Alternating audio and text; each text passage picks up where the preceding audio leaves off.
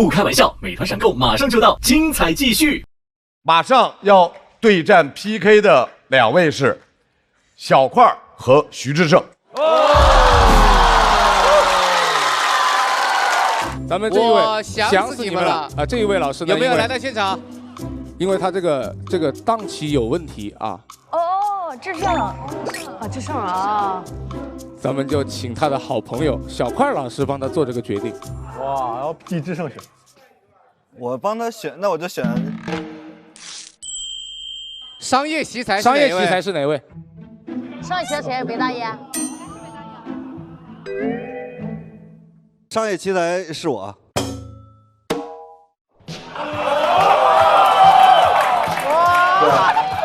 就是他自己。你看人家这哥们兄弟，这哥们兄弟关系这。为什么这么选？为什么这么选？就惩罚一下他没有来是吧？对对对。我们公司只有我一个人在挣钱呀。这个人生啊，是需要一些热血的故事，他不管能不能成，但是你要有这个劲儿。还给他们说咱俩那个赌约吗？赌约5%的股份。我俩谁赢了谁绕渡5%的股份。对，刚才我说了，这是双赢的局面，赢的人多拿点，输的人尽快脱手，对不对？对，双赢的局面。对，这我都不会吃亏的。确实，我跟好多人打赌了，就是我今年要拿冠军的话，校门就是我的了。志胜也会把他全部资源给我。我后来想用他推嘛，这小子这时候还跟我玩心眼子。脱口秀的格局和版图将重新洗牌。希望大家拭目以待吧。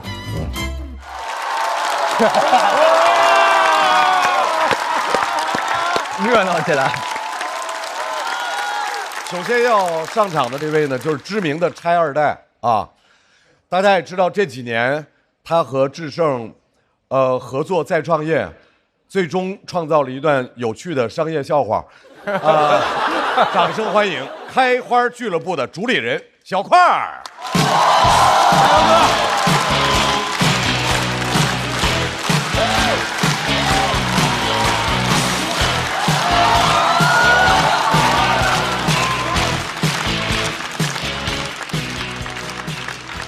大家好，我是小块啊。去年开了个俱乐部，开花脱口秀，所以我现在的身份是什么？是什么？主理人。资本家啊。现在每个月都能盈利，负12万。很快我就会成为资本家里的少数群体。怎么讲？无产资本家啊！其实一开始没想到会赔这么多钱，因为你们也知道，我有个合伙人叫徐志胜嘛。当时的想法很简单，就是以他的名气加上我的能力。这不是笑点，你们怎么可能赔钱呢？后来徐志胜也非常意外，说：“哥，没想到你的能力还超过了我的名气啊！”很多人不理解我们为什么会赔钱，因为每场演出我们都能有200多个观众，在一个1200人的剧场里啊，那演员在后台看了一眼观众席，说：“哥，这演出一看就是你办的，因为观众啊都坐得一小块一小块的。”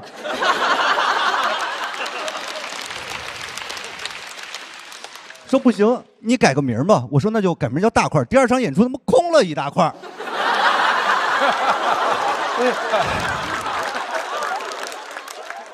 后来我转变思路，换了一个200人的剧场。哎，这回好了，能卖40张票了。徐志胜还问我票卖的怎么样，我说售票比例是有所提升的。他说那能赚钱了吧？我说这看你怎么算。这个月赔了10万，但是上个月赔了12万，理论上是赚了2万的。他说还能这么算？我还得给他解释，就是赚钱呀和速度一样，它都是相对的。他说可是你赔钱的速度是绝对的快啊。我说小块啊。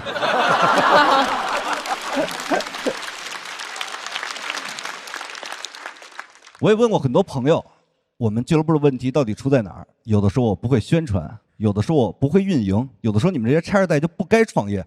终于有一个人说徐志胜也有问题。我说你给我展开讲讲啊。他说徐志胜不会找合伙人。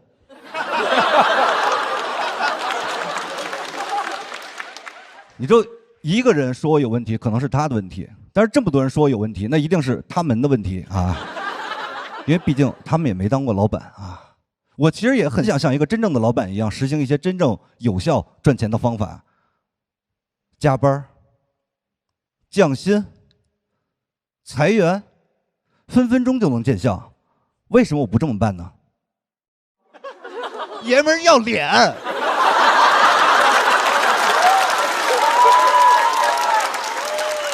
咱是一北京孩子，干什么得对得起自己啊。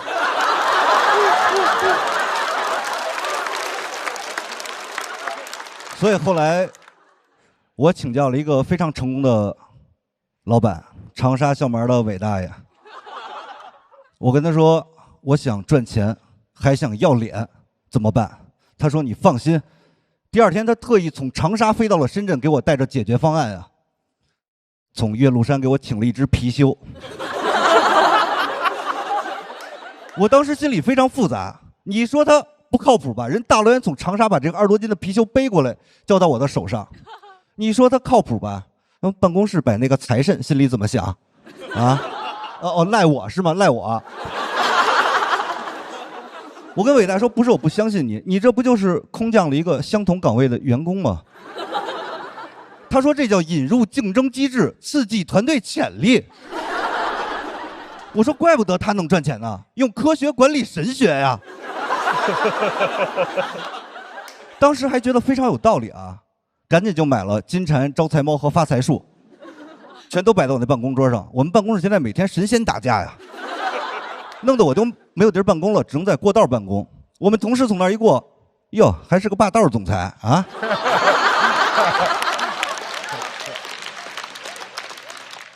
后来一个深圳本地的朋友跟我说，你要是想翻身搞这些封建迷信没用，你得拿着你的营业执照、公章和身份证去深圳地铁5号线有一个翻身站啊，你到那儿下车就能翻身了。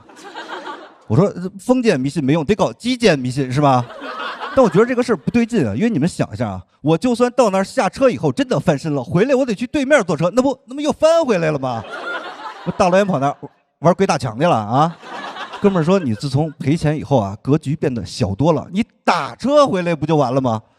那个月又多赔了100多块钱车钱啊，但还是有收获的，因为我在那儿一下车就看见徐志胜和呼兰的广告，问我需不需要资金周转啊。这不是问对人了吗？啊，我一看就知道，还能周转，还能周转啊。其实我也在反思，为什么俱乐部开得这么失败。就是这个社会啊，对成功的评判标准过于单一了，掩盖了很多人性的光辉啊。我跟你们讲，我也就是看今天大家也都是一些有识之士，我真诚的跟你们分享出来，就这个创业呀，你不要只拿投资的角度去看待，你拿消费的角度去看待，就知道我有多么的耀眼了啊。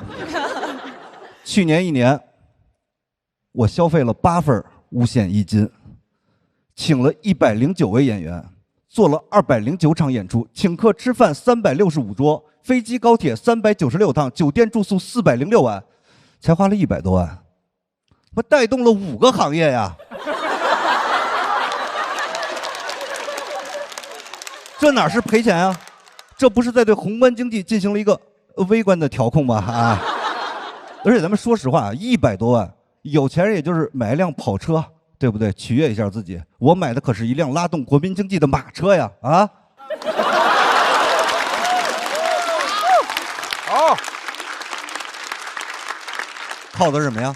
不就是这只有形的手吗？多少个演出结束的夜里，我坐在剧场，想到自己的大局观，就开一瓶国民白酒老村长庆祝一下。真正纯粮酒，好喝不上头，让生活更开心。咱一个北京孩子，首先得对得起自己。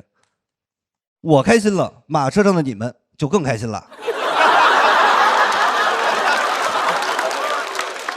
而且我也知道啊，说实话，要说赚钱，我在脱口秀这个圈里真的排不上号。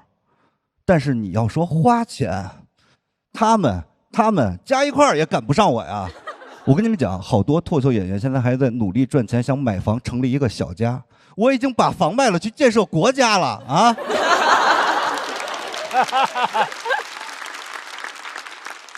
而且我也知道，这个社会上其实对我们这种拆二代创业有很深的刻板印象，觉得我们眼高手低，人傻钱多，说我们不劳而获的财富都会通过努力付诸东流。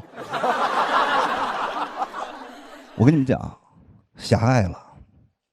大家一定要明白一个道理啊，就是这个社会上，只有我们这样的人多创业，这个钱它才能流动到各行各业，最后实现共同富裕，你知道吗？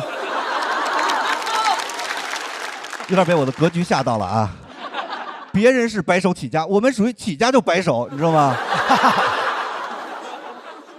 而且记住啊，千万不要鼓吹那些精英创业，什么清华、北大、哥伦比亚的啊，那帮人创业对咱们有什么好啊？你们仔细想想，什么 PUA、996、自愿加班、降本增效，不全是这帮人研究出来的吗？我是不可能研究出来这些东西的，因为我当年高考就是被末位淘汰的啊。怎么说呢？就哥们儿淋过雨啊。我跟你讲，普通人你是算计不过这帮精英的。这个时候，你再看看我啊，一番运筹帷幄，徐志胜去开花演出，480的票，180我全给卖完了，自己都没有发现啊，还是观众给我发私信我才知道的。快哥大气，徐志胜来还打3折啊！我说也不是我大气，感谢国家吧，我提前享受了100万补贴啊。所以说记住了啊，以后不管是在生活中还是网络上，碰见我们这种拆二代创业，千万不要挖苦讽刺，就是鼓励支持。没事就应该给送一面锦旗，锦旗上面就是4个大字：利国利民。可以鼓掌，可以鼓掌啊！我跟你们讲，我这篇稿子有多好笑，我真的不敢说啊，但是我就敢说，这是你们今天看的所有稿子里面含金量最高的一篇稿子啊！我仔细算了一下，一个字儿是500，我最后呢再讲4000块钱的，谢谢大家，我是小快。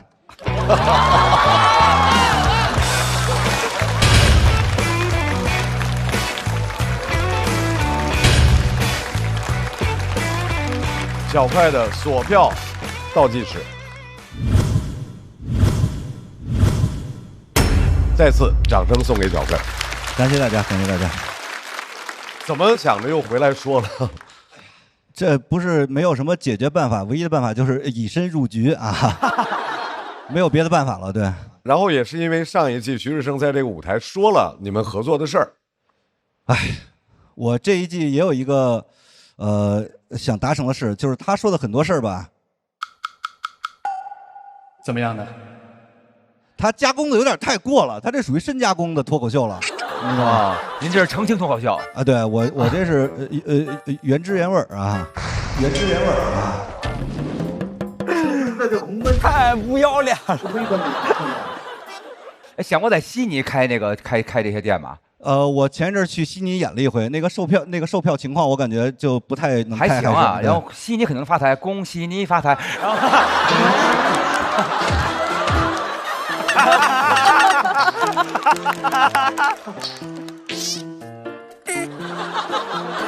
就为了我，没想到居然有人捧我这破包包，谢谢小花，谢谢，终于有人捧我包包，谢谢您啊，谢谢您啊。我觉得这是他最有意思也表现非常好的一次，就是的确是有特别那种感触很深的生活经验之后，他就能够历练出特别好的段子。但是我会有一些意见，我其实很赞同在某一个场合可以讲这个场合的内部梗，但次数有点多的话，我就可以稍微删减一下，因为你有删减的量。我认为你在最后结束前差不多在30秒或者1分钟之前能够结束的话，就是在一个特别高光的时刻，后面却有一点点抻了，我个人觉得有一点抻。非常中肯，非常中肯，感谢您，感谢您。我觉得作品的角度非常好看，然后表演的也怎么说呢，真的很放松，然后整个感觉是很愉悦的。但是，可能是因为操心业务太多吧，作品上可能投入的也不够，所以整体就是一个挺好玩，然后也止于挺好玩的这么一个东西。所以您知道，发展到这一步，我现在送给小块的祝福都不是祝他能够顺利晋级，祝开花俱乐部2025年扭亏为盈。好，谢谢，再次感谢小块的表演。马上要和小块 PK 的这位朋友，今年大家看到了他的演技哈，一个行侠仗义、漏洞百出的一个很抽象的大侠，掌声欢迎徐志胜。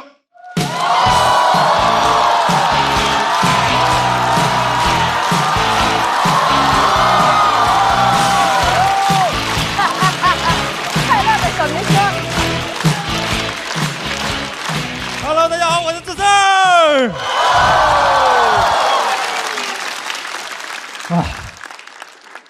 先聊聊小块太不要脸了，还在那儿我买了一辆拉动经济的马车，那谁在当马呢？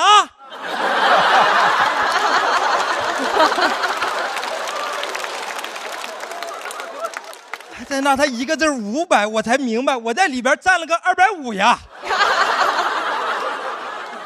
哎呀，雪上加霜的就是今年又被演艺圈给退回来了。本来还想着拿金鸡奖呢，结果就拿了个脱口秀继续奖。真的，我现在回来讲脱口秀，就特别有一种你上着大学，被人喊回来说来高考，知道吗？真的就本来就不咋会了，再看到同学就都绝望了。因为全是复读生呀，去年的状元又来了。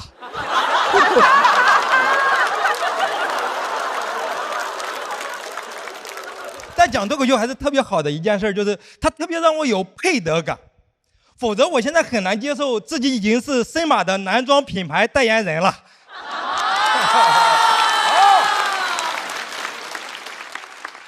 就你知道，我跟时尚真的没什么关系，我穿什么衣服主要就靠闻一下，没味儿穿。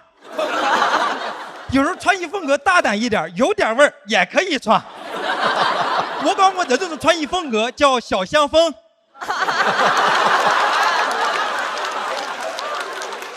就时尚，你别说穿了，现在听都听不懂了，怎么现在时尚又多出来这么多种颜色？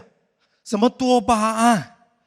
什么马卡龙，什么美拉德，这都啥呀？以前多好，以前颜色就7种，我都有2种认不出来。而且这个美拉德谁能想到是一种颜色？我一开始听到我以为是国际形势了，我说美国又拉着德国干什么了？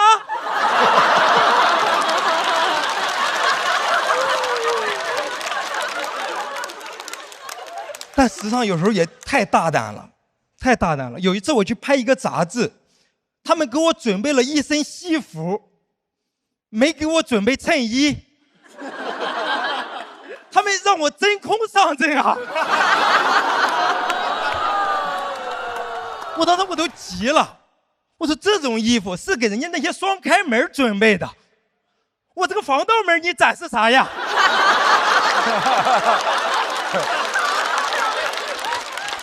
对吧？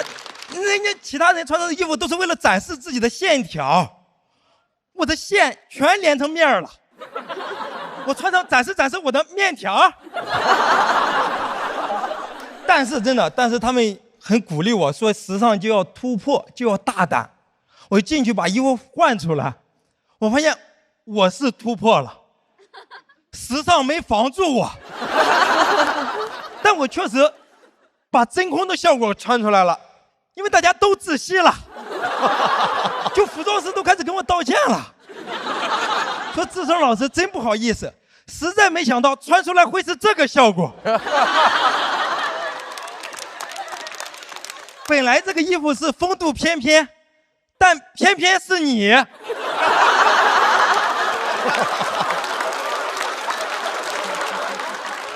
你知道当时他们跟我说是一种什么效果吗？他们跟我说，他们感受到了骚扰。所以大家知道，当初品牌来找我的时候，我有多珍惜这个机会。我没事就在家里练他们的 slogan。我说穿什么都是什么。我在那还用我山东话在那穿什么都是什么。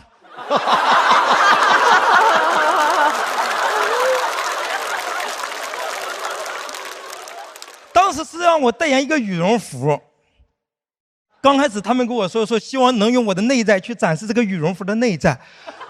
我说这咋展示呀？去了之后发现很简单，直接让我扮演了一个羽绒，就把我全身上下都贴上那种羽毛，然后就露一个脸，你知道吗？我当时看着自己毛茸茸的自己，我说我这是代言了个毛呀。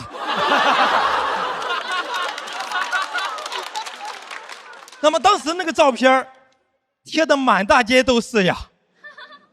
真的，就虽然只有一个羽绒的照片，但大家看一眼就知道我在给啥做宣传。因为谁看到那个照片都会说句：“这羽绒服了。”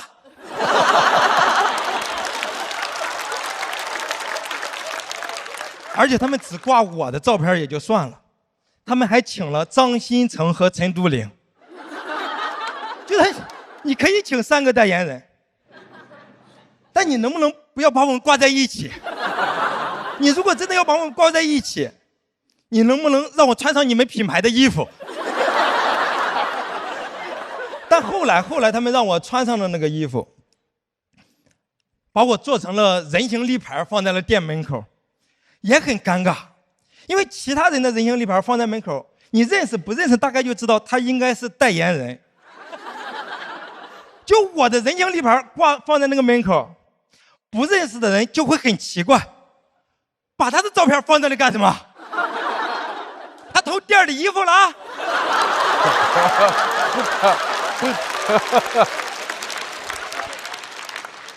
所以我最后我就想说，其实穿衣服也好，时尚也好，大家就开心就好了，开心就好了。现在大家也不用着急去追时尚赶潮流了，因为时尚的后腿已经被我拖住了。所以大家现在穿什么都是时尚，谢谢大家。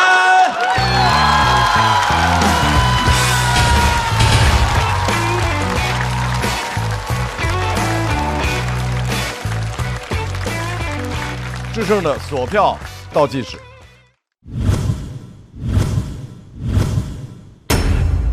来，掌声再次送给制胜。制胜这次回来和上一季相比，压力状态有变化吗？小多了。我这次可开心了，无论是准备稿子呀、去看放麦，还是在这里演，都非常享受和开心。然后因为去年自己给了自己很多杂念，今年就是纯粹的来讲脱口秀，开心玩。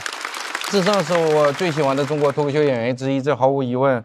放到整个娱乐圈也是。然后我特别佩服他，就是以他今天走红的程度，其实完全可以坐在这里。哎，那没有。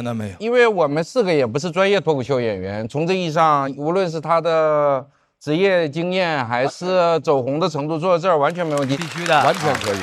所以从这个意义上，他还能回到这儿跟选手们一起完全参加从第1场开始的这么一个整季的比赛，这个请接受我大大的一个敬意啊！没有，非常感动。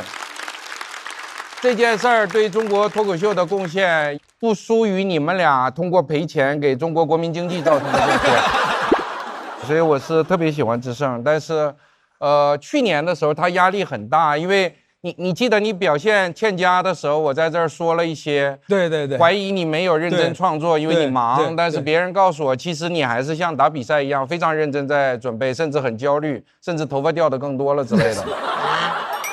今年你说你回来就是玩，然后就是想高高兴兴放下心理包袱，就开开心心的从第1场开始比到哪轮算哪轮，这种心态我特别喜欢，为你感到高兴。对。但是你确实不可能像他们全职做脱口秀演员这样有那么多的时间去创作，这个我100%理解。所以我没排灯，我相信你也是理解的。我能理解。对，因为我们今天我觉得你这个表现和给大家带来的快乐，3灯完全没有问题。谢谢罗老师。我是见过智胜特别崩溃、特别焦虑的那个样子啊，在不同的阶段，所以我能够知道他这次回来就那个轻松是能够看出来的。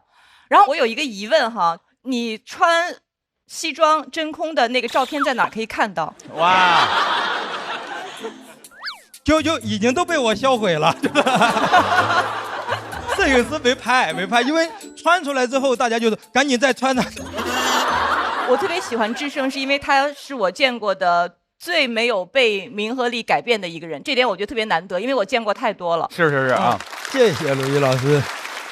刚才智胜说他那个代言各种东西，我每回来上海，大家知道那个廊桥里头一出来就有那个资金周转的那个，我也是这次看到了，一进来就感觉有一种特别亲切，就是感觉到上海的诱惑呀。左边是呼兰说哟，到智胜那哇，然后是因为智胜乐得特开，你知道吧？对。然后我觉得特别替智胜，就是即使你好像就是说因为有在各种地儿，然后发光发热，其实脱口秀一直是我觉得你能代表很多脱口秀的这个意思。对，智胜今天的段子挺好笑的，尤其是上一次我跟他在一起，他是一个主持人的身份。主持人这么不好笑吗？我其实能感受他在那个台上其实没有那么自如和从容，而且他其实是还蛮紧张的，所以我觉得他今天带给我的感觉就是回到主场，然后对，非常有这个光芒。对，宝贵的松弛感。来，再次感谢智胜给我们带来的表演，谢谢。小块，请回到舞台。票团给出来的30，小块和徐志胜得到的票数是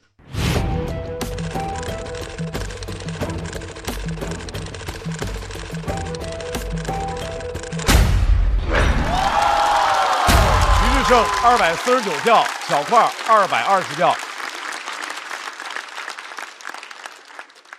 我在补贴开花，我这是。首先祝贺徐志胜进入到晋级区，谢谢。小块需要在等待区继续等待，他们的恩怨可能并没有结束，希望在以后的舞台上能够继续听到他们更多恩怨的故事。穿三码都是三码，进不来，进了。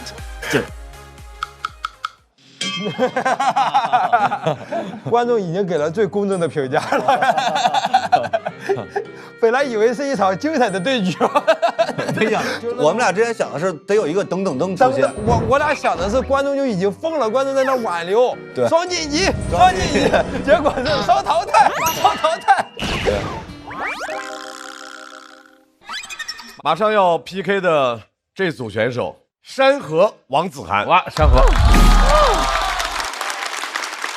首先要出场的大家都很熟悉了，上一期节目唯一进入到决赛的女选手，她说她很着急，也不知道她这次到底为何而急。掌声欢迎山河。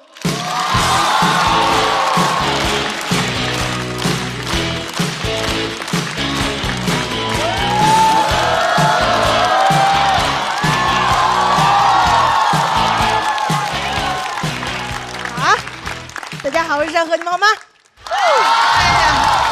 哎呀，好想你们，想我了，感谢你们啊！其实距离去年录完节目到现在半年多了，感觉半年多写不出来段子了。因为脱口秀写段子啊，一般讲究一个负面情绪，没有负面情绪了，我现在，因为我去年成绩太好了，你们还记得吗？我是第7名。什么概念？第8名何广智，第6名徐志胜，插足广岛之恋的女人。现在不是山河了，楚河啊。而且现在都有粉丝了，我也没想到，以前我以为粉丝嘛，就是喜欢这个演员，喜欢我，不是的，朋友们，粉丝不是喜欢我，拥护我。老霸道了，天天给我发私信说山河，我现在绝不允许任何人忤逆你，我不允许任何人呵斥你、教育你、贬低你。我说啊，我爸妈终于有人管了吗？熟悉我的朋友知道，我经常吐槽我爸妈。去年也在节目上讲了，我爸打压式教育，老觉得我不够优秀，相当于我的黑粉。真的，我录节目之前啊，我爸一直不支持我做全职脱口秀。只要我们这行业有任何的风吹草动，我爸就给我发来一张热搜截图，一句话都不说。后来我把我进决赛的视频发给他，我也一句话都不说。但我知道我们俩想说的是同样一句话 ，Kids 说话。去年确实成绩好，然后就很荣幸接到很多俱乐部的邀约，去全国各地演一演。我觉得出去演真的蛮好的，很长见识。我就发现啊，很多大城市公共卫生间越来越不一样了，真的，坐便好像越来越多了。但我说实话，干净的坐便太少了。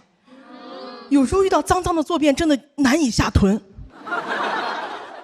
而且尤其是有些咖啡厅、酒吧，还有餐厅包间，男女共用一个卫生间，只给我一个马桶。就前面大哥上完，我一进去，你打开门那一瞬间啊，跟我高中打开数学书的想法一模一样。老娘不上了，太脏了，我纳闷了，这怎么马桶上到处都是啊？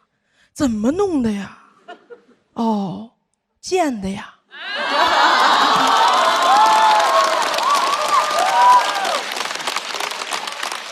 但是网上好像一直在试图消除我们这种焦虑，说其实定期消毒的公共卫生间的马桶要比家里的马桶还要干净，比蹲便更干净啊！是我信，但我不敢赌。那万一不是定期消毒，是活期的呢？而且家里的马桶总不会有人蹲在上面上厕所吧？外面有人会啊，把坐便当蹲便使，这样坐便不就更脏了吗？那我觉得还是蹲便更干净，除非你把蹲便当坐便使啊。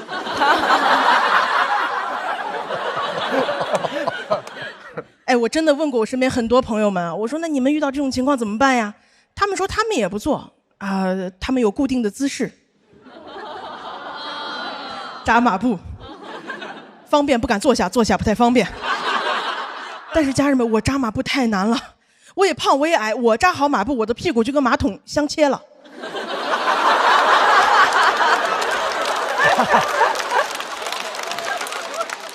没办法，只能微蹲，没臀硬翘。实在没办法怎么办？我会撑着那个门把手借力，侧面看为我要跳水，还要注意压水花。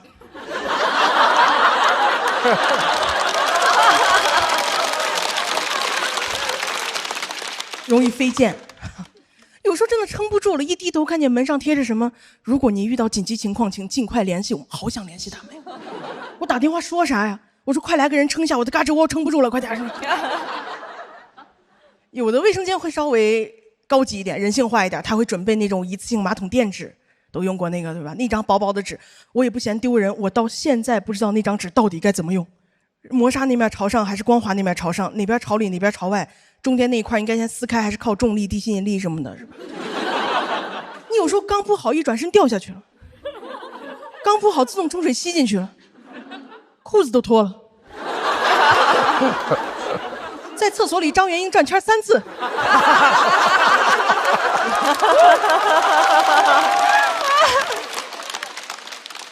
好不容易坐下了，那张纸跟定我了，太粘人了。但更多的情况其实就是它没有那种一次性坐垫纸，我只能扯很多的卫生纸铺在马桶上，好浪费啊！我一个艺人，我没想到在厕所里说出那句抱歉占用了公共资源。我那天遇到一个卫生间，虽然很高级，但也挺奇怪的，它都不叫卫生间，它叫智慧卫生间，老智慧了。它门口会有一个电视，屏幕上会实时监测这个卫生间的温度、湿度、空气质量，什么都有，没有纸。25个坑位，我进去大家还在排队，大家都在排那2个蹲便。我当时呢很着急，打开一个坐便是脏的，打开一个还是脏的。我打开到第4个的时候，我感觉队伍里面给我一种眼神，收手吧赌徒，你走的都是我们来时的路。出去一看，空气质量下降了，可能是我脏话太多了吧。其实我不是想搞什么蹲坐对立啊，就是有的蹲便也很不方便，也很不干净，但是网上蹲坐对立还挺严重的，说我们这种不习惯公共卫生间坐便的人就是跟不上时代的发展啊，说国外都是坐便，人类文明的尽头就是坐便。我觉得人类文明的尽头应该是文明吧。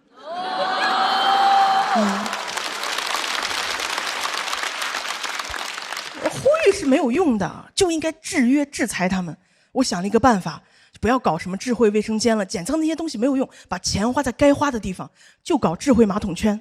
它可以自动检测马桶圈的细菌数量，那个装置直接和卫生间的门锁串联，谁都可以进，用完检测干净才可以出。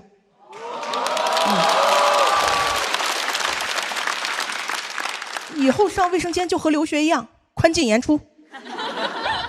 情节严重者直接关联征信，马桶老赖全国联网。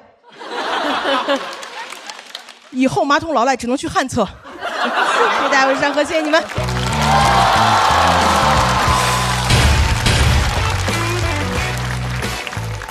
各位来为山河最后投票。好，谢谢大家，谢谢大家。来，我们先听听罗老师的。我特别喜欢山河。今年我有一点遗憾，怎么讲呢？就感觉整体上就是比较平的讲了跟那个公共厕所相关的这些尴尬有趣的事情，然后就感觉还差一点东西吧，所以就有一点遗憾。好，然后我再问一个跑题的吧，如果公厕有你刚才说的那些。那些困境，就你有用过那种高浓度的酒精湿巾吗？那个应该是我有过，就是我当时好像第一次有这个情绪的时候，还发了一个朋友圈，下面就会有很多人说，那你去买那个坐垫纸啊什么。我后来也买过，但是我这个人出门确实也不喜欢背包什么的，我就觉得这种事情为什么要我去做这个消费？它不应该是我们自己去带这些东西的，不应该是我们来消费。是的，是，厉害！因为本身我就真的很喜欢山河，山河你好，又见面了 ，Hello， 好想你，好开心。而且今天聊的这个洗手间这个话题吧，我这个共感太多了。我就是吃火锅、辣火锅，然后一堆人在那排队嘛，然后闹肚子，然后旁边人问说这排的什么队？我说拉队，哈哈。太破了，特别赶巧。他肯定是看见我进那个厕所了，然后敲门说大张伟吧，然后后来我说您那个，我说现在不方便，您等一会儿。他说好嘞，他就在我门口这么蹲着，这么等着我，然后从底下还塞东西让我签名。我其实一开始我有一点小小的失望，就是因为他开始讲的就是啊，我过去这一年我赢了比赛以后，我开始人生有了一些转变，我就特想听那个转变，但最后我拍灯为什么？比赛不就是在比此刻你能看到我演员的这个我的技术是否过硬，我现场的节奏是否，他非常的能力太强了，就这么一件小事儿，他讲的如此之有趣儿啊。其实我一开始我会觉得想听又不敢听，他的确太过鲜活，鲜活这个词儿，我能够有画面感，而且山河它本身的这种亲和力，让这一切本来听起来没有那么愉悦的一个话题，大家就是笑不可支，所以我最后是拍灯了。好嘞，再次强调，请公共卫生间的相关管理部门进行调研。也谢谢山河把这个问题通过脱口秀的方式带了出来，再次掌声送给山河。谢谢大家。下面一位选手大家也熟悉，他的段子特别值得琢磨，他的整个的表演内容都很想让人细细品。掌声有请王子涵。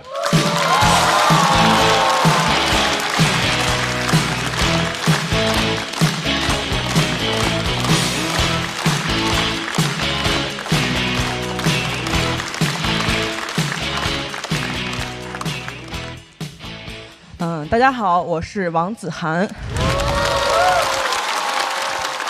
我之前去录过一个播客，那个播客刚刚上线，我就收到一个微博私信，就是一个观众发来的。他说：“子涵，你别听评论区的那些人瞎说，这种声音对我真的很重要。他要不说，我都不知道评论区有人骂我。但他说了，我肯定得去看一下。我看那个评论区实在太生气了，我就想自己去兑现。我朋友就劝我，他说算了算了，狗咬你一口，你还能咬狗一口吗？我不知道你们有没有这种情况啊，就是你有一天好好的上着网，跟别人讨论一部电影，你发表了一个自己的观点，对方突然就口吐信号，你正要还嘴，你朋友劝你算了算了，狗咬你一口，你还能咬狗一口吗？你这口气就憋住了。你为了想开点，你也只能劝自己说，对啊，没有关系的，狗虽然咬掉我一块肉，但我也新长了一个结节呀。你看我这日子过的，节节攀升。我不能再长结节了，我想当狗。我跟我的心理咨询师说了一下当狗这个想法，他一开始吓了一跳，听了一会儿才说：“哦，你是想当这个狗啊？”然后他就开始给我分析，他说：“你所谓的当狗，其实就是想向外界释放你的攻击性。你可以从这个咨询室里面先开始练习，因为这个房间是完全安全的。我是你的心理咨询师，不管你对我做什么，我都会完全接纳你。”所以那次我没给钱。我现在获得了这个当狗的能力之后呢，我也不会经常使用它。我现在的状态就是遇人则人，遇狗则狗。我只能承诺我不率先当狗，但如果有人跟我说狗咬你一口，你不能咬狗一口，我就问他你怎么知道我不是狗？前2天我的咨询师跟我讲，他说我觉得你找回攻击性的这个案例非常有意义，我能不能把这件事情分享给其他的来访者？我说当然可以了。他说你放心，我会对你的个人信息进行保密。我说那怎么能行呢？那他们怎么能知道是哪位脱口秀演员的心理这么健康呀？为了防止我的咨询师替我进行不必要的保密，我决定自己走上这个舞台，把这个故事讲给有需要的朋友。现在大家都知道了，我叫王子涵，是一只边牧。谢谢大家。哎，子涵，你会想过，就是说为了舞台效果要多一些，就是表演上的，或者是用词上的一些语气上，因为真的有点平啊，就是稍微有一点点。就是我今年也刚好做编剧嘛，就是我感觉我的那种喜剧技术主要放在编剧工作里面然后我自己呢，因为我自己比较喜欢，哪怕是国外的脱口秀演员，他也是比较平或者比较难进入的一种风格，所以我自己会把这个审美比较自私的保留在我的表演里面。好的，我们也请山河回到台中，来看一下山河和王子涵的票数。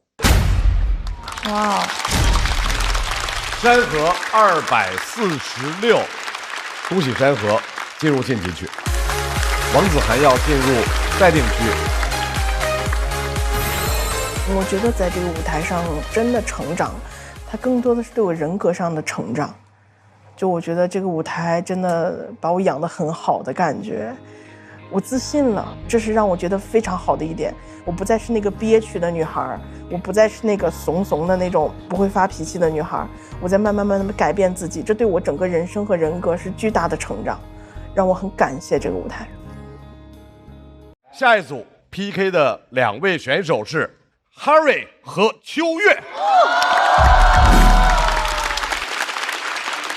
加油加油加油 ！Harry 大家应该很熟悉，在上一期的节目里面，大家看到 Harry 谈肤色、谈种族、谈文化差异，但是 Harry 在当时的弹幕里面给大家印象最深刻的，他比段子还硬的是他浑身的肌肉。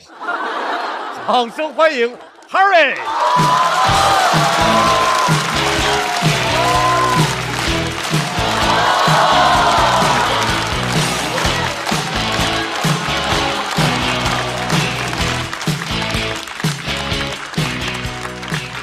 大家好，我是 Harry。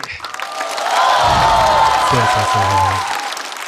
因为我上完节目之后啊，好多人记得我，但是他们不记得我的名字。每次他们见会跟我说：“哎，你是不是那个讲脱口秀的老外？”朋友们，我是讲脱口秀，我也是个老外，但是你不能说我是那个。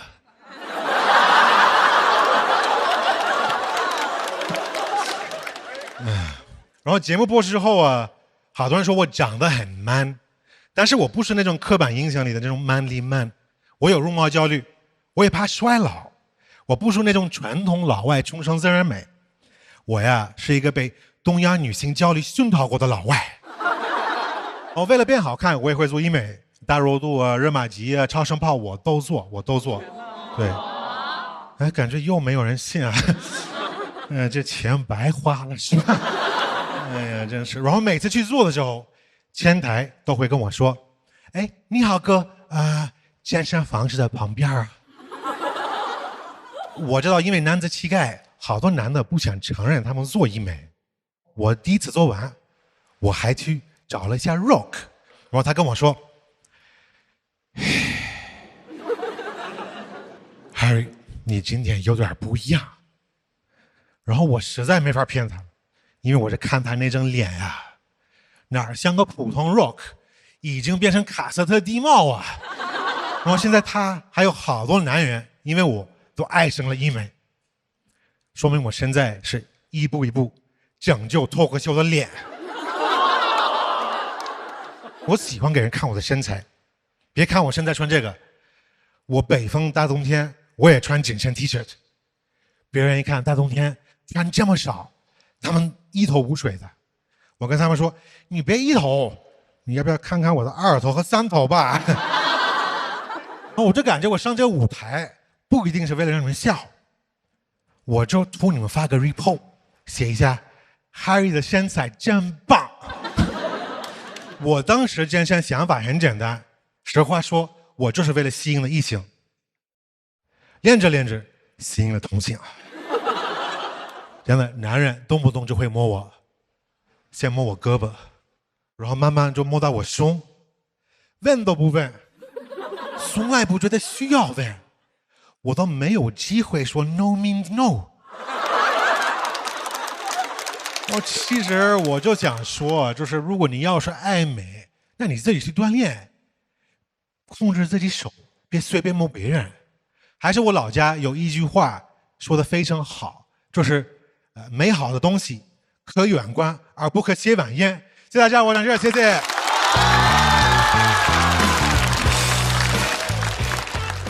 掌声再次送给 Harry。下一位选手，闪亮新人，而且这一位新人身上带有的标签，这真的是速度与激情。掌声欢迎秋月。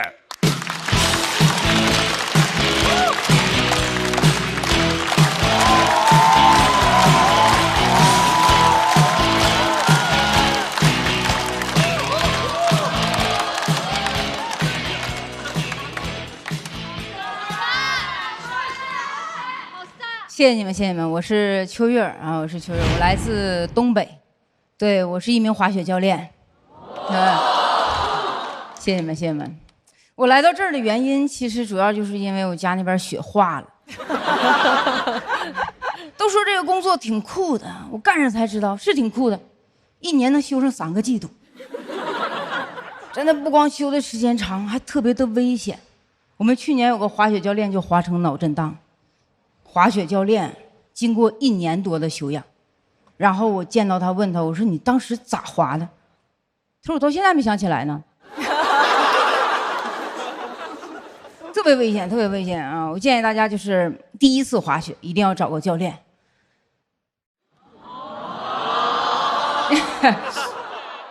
其实我第一次滑雪是被一个朋友带上去的，带上高级道。当时他说带我速成。我一上去一看，可不速成吗？跟自杀没有什么区别。我今天就一步登天了。但你知道，如果你是作为初学者上高级道，你千万不要乱动呢，你知道吗？我提醒大家不要乱动。我第一次我害怕，我就边动边想我要回家了。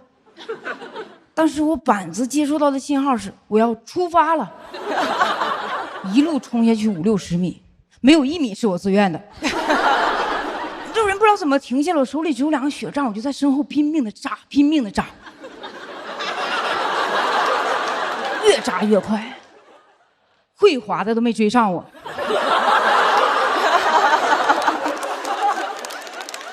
我不知道怎么办，我想我怎么停下了，我撞人吧。撞人能让我停下来，但前面不是小孩就是女孩子啊，以我身高体重撞他们就还是不行。但是我又没有能力绕过他们，精准的击中一个男孩子，我有谁就给撞谁。我前面就一个小朋友啊，我奔着他就去了，到跟前给他抱起来了，更快了。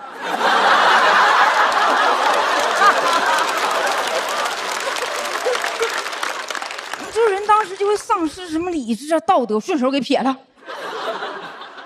孩子高兴坏了。再来！真的，朋友们，如果你们是第一次滑双板，你会跟我面临一样情况，就是你的2条腿啊会越滑越宽，越滑越宽。就你们有没有体会过那种大腿内收肌群完全没有力量的感觉？滑出去收不回来了，再滑就劈叉了。我我都很难想象到时候救援队怎么来救我。担架往地下一放，看看我，这横竖放不下呀，这人。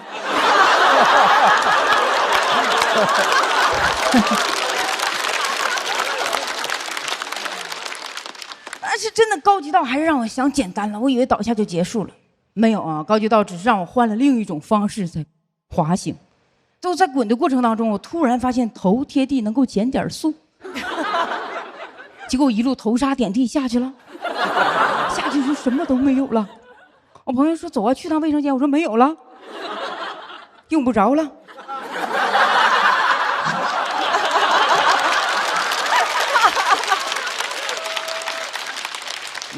但是我庆幸自己有个头盔，头盔是很保命的东西，朋友们，非常保命，一定要记着戴头盔。但是我管朋友借的，他特别喜欢那个头盔的牌子，结果我一路头沙点地把 logo 磨没了。还他的时候他特别生气，头盔圆的 logo 这么大，你就不能换个方向磨吗？我说有那控制力，我不是站起来了吗？有很长一段时间，他们都叫我雪场第一女魔头。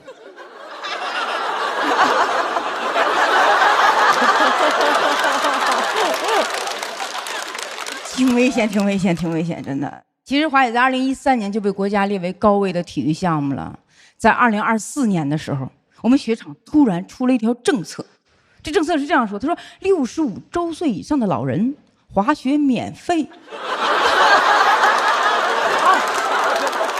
当时发到群里，我就在想，太着急了。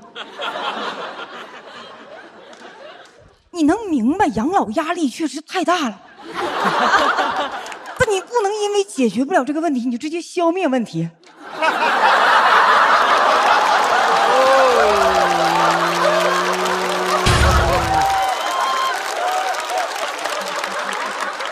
是吧？免费不要钱，乍一听是个好事儿，你总感觉他要点什么别的东西。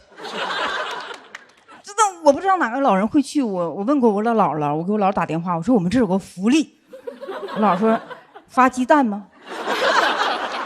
我说不是65周岁以上的老人滑雪免费了。我说姥你怎么看？我姥说让你姥爷去吧。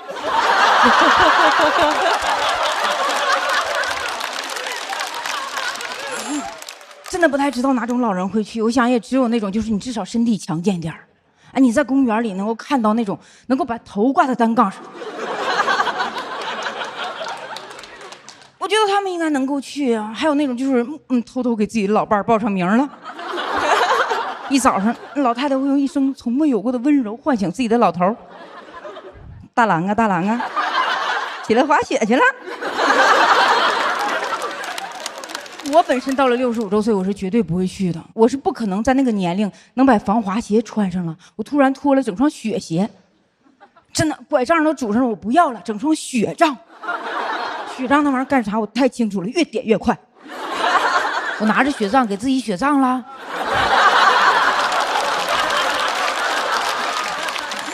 就是老人最怕什么？老人在冬天其实特别怕冷，他还怕滑，还怕摔，一个雪场全给占全了。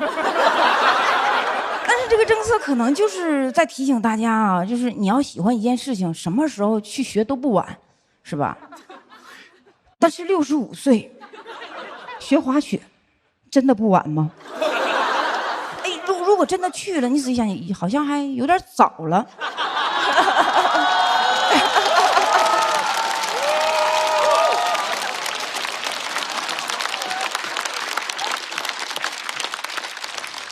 我本身是个滑雪教练，我是绝对不会教65周岁以上老人滑雪的，因为我根本受不了，我这人有个毛病，我受不了我的学员呢，一天比一天见少。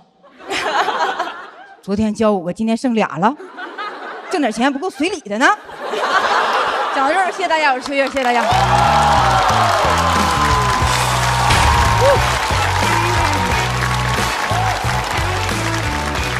秋月的投票倒计时开始。再次感谢秋月。秋月说脱口秀有多久？也差不多3年啊，2年半左右时间。夏天会讲脱口秀，冬天那1个季度去滑雪。哦，攒一冬天段子，哇，就是夏天讲。对对对，我觉得他以这个段作为开场特别好，因为你第一次露面必须要人知道你是谁。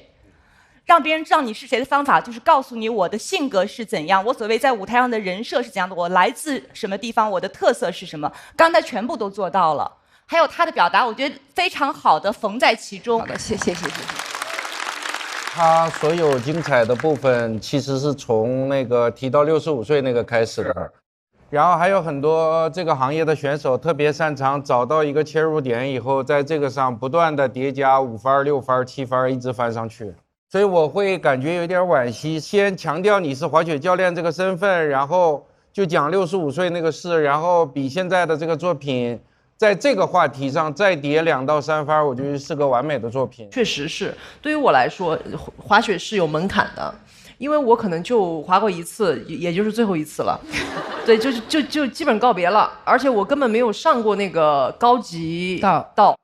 我就是在一个平地有一点点坡度的时候，我前面如果有很多人的话，我会很恐慌，我会很紧张，然后我会让别人我会大喊，我在那大喊我是绿帅，绿你们，我来了。再次感谢秋月，谢谢大家，谢谢大家。来，我们请 Harry 回到台上。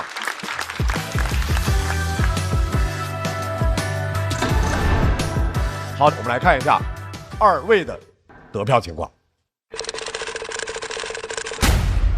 秋月242票，Harry 125票，恭喜秋月晋级区。Harry 要在待定区。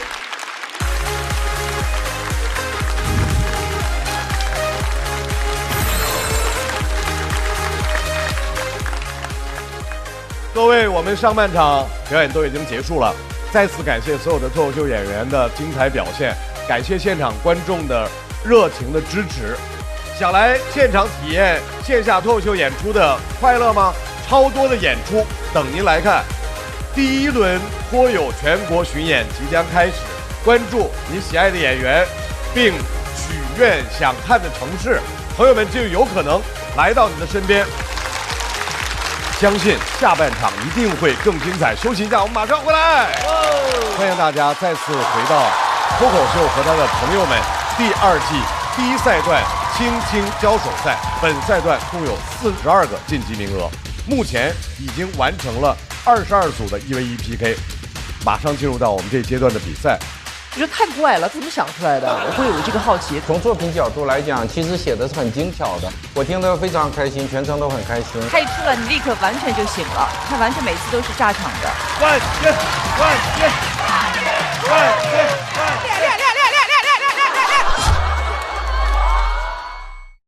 不开玩笑，美团闪购马上就到，感谢30分钟好货到手的美团闪购冠名播出。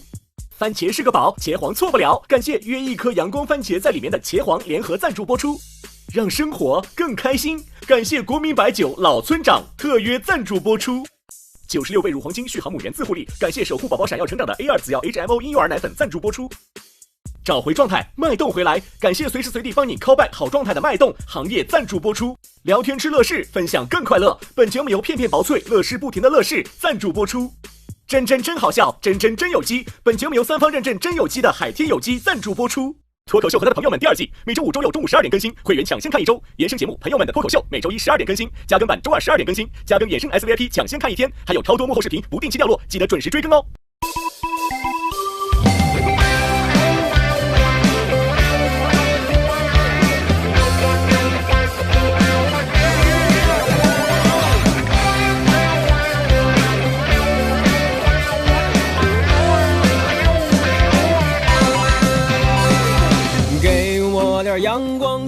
更多节目精彩资讯尽在新浪娱乐微博综艺、新浪综艺。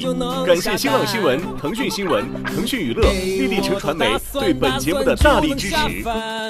谁都拦不住我，都我自己玩。给我一个木马，我就开始旋转；给我一个主角，我就开始撒欢。给我一顿臭马，劈头有概念。哎，我反弹。我反弹，天生就是自来嗨，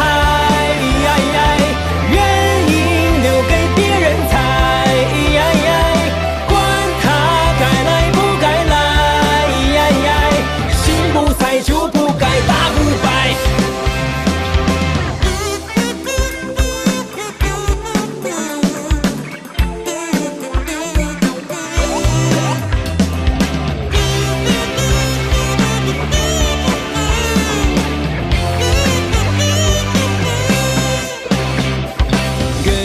我的颜色我偏不看，给包鲜艳。